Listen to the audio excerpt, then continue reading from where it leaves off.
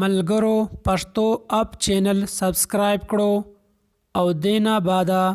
د بیل بټن ووایو چې موږ نوې ویډیو تاسو ته تر ورسیږي. او زما د ژوند کیسه زه به دا وایم چې پوره یو فلم دی، په دې باندې یو مکمل فلم سازیدای شي. دا زما د نیانې کور دی، وتکلی دی.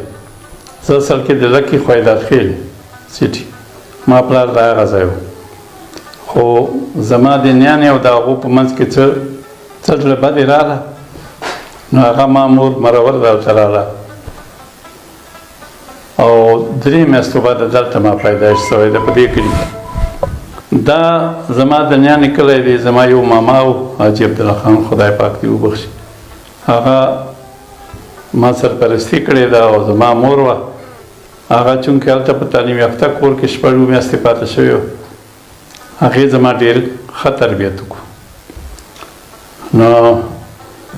ما پرایمري تعلیم له ګورنمنټ لوری میډل سکول کوټ کشمیر نه شروع کړو چې هغه موږ ته پوره فاصلې باندې ده. زه ډېر وړوکی وم، پیدل به تلم او راتلم.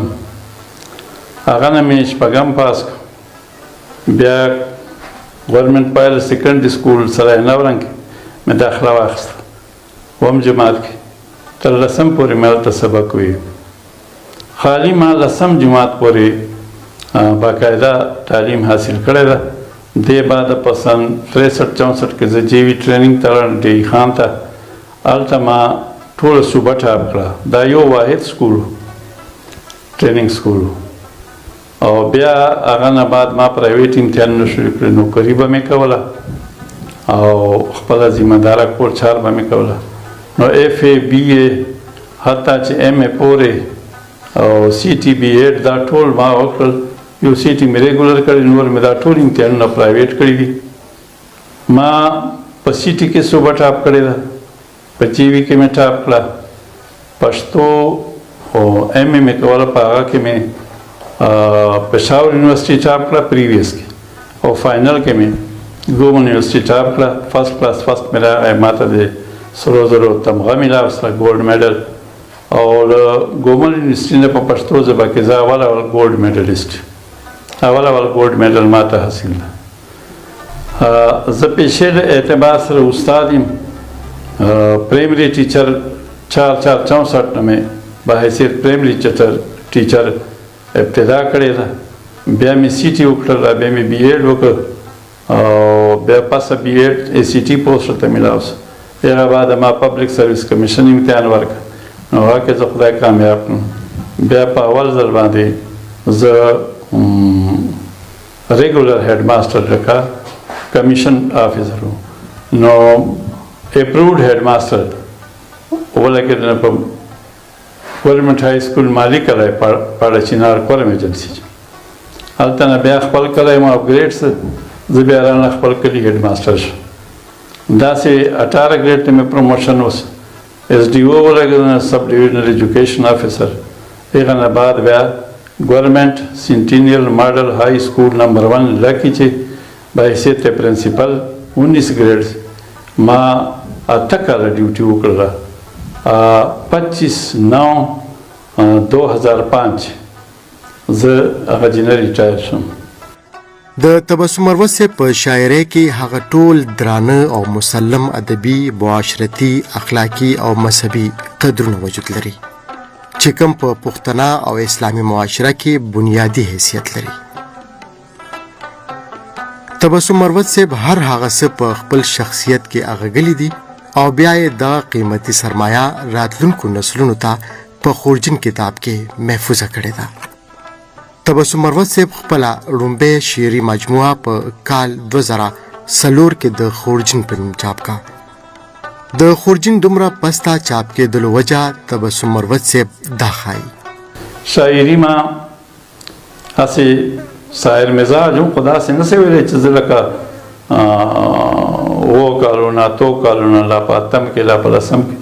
زه شاعر وم. نه، مزه به یې راکوله، ادبي ذوق مې ډېر زیات و او د استادانو اثر و. نو ما چې کله زه استاد شم خپله مخه مثله بیا 64-65 نه ما شاعري شروع کړې ده. موږ به ادبي جرګه وه مروت ادبي جرګه سرای نورنګ دلته به مشاعرې کولې او ډېر خلک به موږ ته راتله طاهر کولاچي صاحب د زمانه و غازي سیال صاحب و ماستر جمال صاحب و ساري ګل صاحب دا به بن راتله منتظر بیټنای صاحب ټاک نه راته در صاحب د مجذوب صاحب دا ټول به موږ ته مشاعرو ته راتله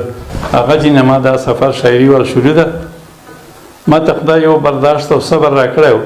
ما د خلکو غوندې بیړه نه ده کړې نه مې تیزي کړې ده ما دا خیال و چې خپله شاعري دې پخه سي او ته په خپله د خپلې شاعري نقاد سي تنقید کوونکی جوړ سي چې کره کوټه یې معلوموای سي بیا کتاب دې پسه سړی چاپ کوي ډېرو خلکو کتابونه چاپ خو ما صبر نیولی نو په 2004 کې ما دا اولنی کتاب خورجین چاپ سو هغه بعد ما سره ډېر مواد دي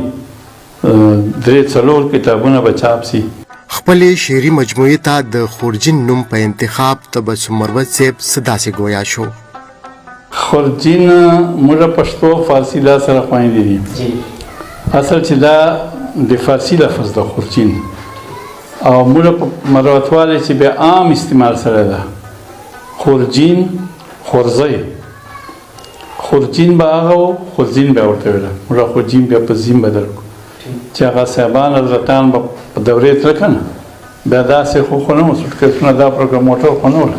نو اس به یې په اس به په هغه اس کې په ملا باندې به یې دغه اچولی و دوه انډي به وله د وړیو جوړ یو طرف بیا پاس خوله خلاص و بل ته بیا خلاص وه بیا به چې تړل هغه چې به تنګونه تېر کړي وه تنګونه باندې بیا وتړل نو دې ته بیا خورجین ویله او په وړې پیمانې باندې به خورزی وه دا موږ خلکو به عام استعمالول بیلا ته به بیولانو پسې مړۍ وړله په هغه چې روای بیا ورته وی خورزی بیا ورته ویله یا به چې کله کرونده کوله غلنۍ اتم نه اتم نه هغه به یې هغه خورزۍ ته اچولی وه دلته به هغه چې به تانګ وه بیا دلته وږې ته اچولی نو دا له بیا موټاڼۍ نیولې وه که نه دا له بیا هغه خورزۍ له هغه نونې راخیستلې او په نالۍ بیا ژغولې بیا به یې کرونده کوله دا وړاندې خو سوټکیسونه دا کیسې خو نه ولې که نه بس دغسې به یوه تیله وه دا کله اوس یې تبلیغ والی شولي ځان سره څوک چې بازار ته سودا ته درومي بیا هغه کپړې والا تیله وي که نه اتنګونه وي بیا لا وړې ته واچوي لا بایسکل موټرسایکل ته واچوي نو هغه سامان به چې اوس دا سامانونه خلکو سره نو غریبي وه چې په سفر به وته یوه به ټنډۍ وه او یوه به خورزي نو خو دا به خورزی وه نو هغه ته بیا ضروري سامان واچو چې ته شاید په کار کېږي په شمال کېږي بیا به چې روانېدل بیا ټنډۍ ته واچو شاته به تر شا بیا واړوله مخ ته بیا ټنډۍ نیولې وه که نه تر شا به ځړېده لا بیا اوږې ته واچو دې ته خورجین وایي تبسم مروت دیال په تکل وزم ضروري سامان مې واچو خورجین ته مخامخ کتلی نشم محجبین ته د غلام په شانې ګورمه زمین ته مخامخ کتلی نشم محجبین ته د غلام په شانې ګورمه زمین ته همیشه سر په سجده په دعا سر یم ستا دیدن دپاره رب العالمین ته او ستا د شونډو د خوړلت له برکته زما شونډې حاجت نه لري ګبین ته وی که د ستا د زنګون خوب په نصیب شي زما سر به حاجت نه لري بالین ته بالش ته او هسې نه چې ځان په خپله په نظر کړې هسې نه چې ځان په خپله په نظر کړې همیشه مه ګوره آیین ته وایي چې د مینې یار له پاکه رانه غواړم فرشتو مې غوږ نیولی وي امین ته تبسم مروت د یار په تکل وزم ضروري سامان مې واچو خورجین ته ښاغلی تبسم مروت صاحب وایي چې په فنکارانو کې که چا په صحیح معنو کې زما د غزل حق ادا کړی دی نو هغه زمونږ د دې خړې پړې سیمې نوموړی فنکار خدای بخلی دمساز مروت و چې کله موږ د علاقې دا کس پیدا دمساز مروت دا به ما ته ګرده ورځ په ټاټ ناستو دو کړي چې ما پرایمري ټیچر پوسټ نوکري به مې کول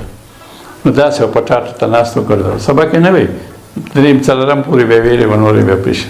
داسې مراحق غوندې وو اخر یوه ورځ ما ته ما سړی ته څه کوې چېرې چار لار لرې که نه اوس زه بچو ته سبق کوم ته ناست یې ویلې چې دومره ډېر چې ناست خو زه دې ناست که نه زه به چېرته زده کوم نو خدای پاک دې دا وبخښي دغه سړي ما د شاعري حق ادا کړی ده او که څوک یې مني که نه یې مني که نه دنیا ته یې ورپېژندلی ځکه چې ما کلام د ټول ریکارډ کړی ده د ټول ویلی ده او په داسې انداز چې ویلې ده چې ما زړه دوا ورته کوي حق یې ادا کړی ده او چې څومره پر ځای هلته ماته دلته ما یو غزل ورکړی وایي اوښکې مې په مخ درته کرنګ شولې خدای کو کزره ورباندې تنګ شولې د کرنګ اصطلاح چې وه دا ما ډېره خوښه وه لکه اوښکې راځي او په مخ باندې کرنګ سي که نه ودري هغه جماو سي نو دا ډېره نوې یوه اصطلاح وه که نه ما ته ډېر خوند راکړه اوښکې مې په مخ درته کرنګ شولې خدای کو کزره ورباندې تنګ شولې او ما وی چې مروت یې مروت بکړې تا خو ځان بدل کړل فرنګ شولې او دا ډېر ښکلی غزل دا چې کله دی بیا برتي سه بیا ده په کویټه چې بلوچستان کې اف سی چې بیا هلته د ویلې ایغ ځینه بیا ده مشهور وسله بیا اول کلام یې دیوانه صاحب ټیپ کړی و ټیپونو زمانه هغه بعد بیا ما درې غزلې ډېرو بیان یې ورکړې بیا خو داسې کیسه شوري سره چې بس بیا به ټول کلام او دغه سړي ما ته ډېره فایده را کړې ده ټیک د ما له کلام نه ده ته ډېره فایده رسېده ده فنکار ته خو د شاعر کلام نه فایده رسېږي خو که څوک یې مني زه خو یې منه چې دغه سړي موږ د مروتو د ادب د شاعري د شاعرانو او د موږ د ثقافت ډېر زیات خدمت کړی ده الحمدلله ما خو هر غزل سره مینه ده هر شعر سره مې مینه ده